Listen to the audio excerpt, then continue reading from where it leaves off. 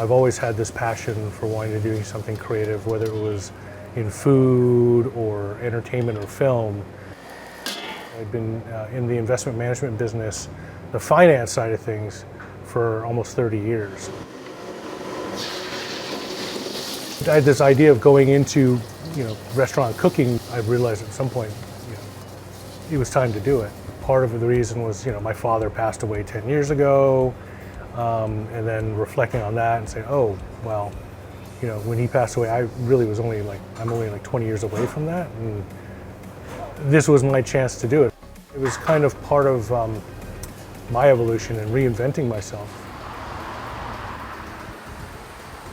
Chifa is sort of a combination of Peruvian and Chinese dishes.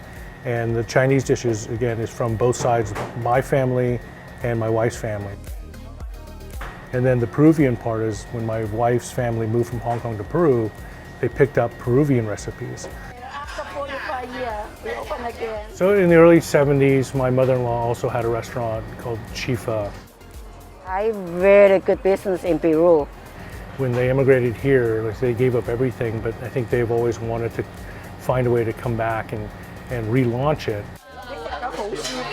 For her, it's been a journey. She's here every day, bring things, take a look at things, and during service days, she's definitely here to, meet customers.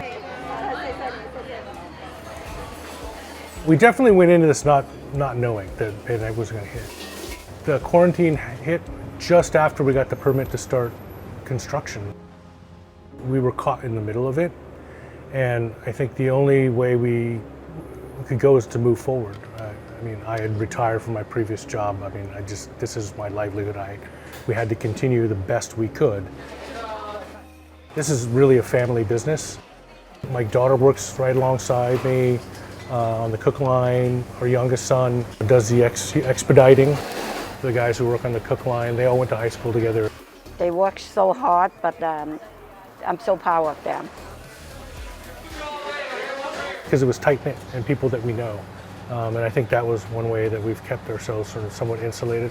I can imagine in the pre-pandemic world, it was always rush, deadline, and sometimes it's not always the best thing to rush everything. For me, I think patience is a virtue, and there's always a silver lining to, challenges that come up.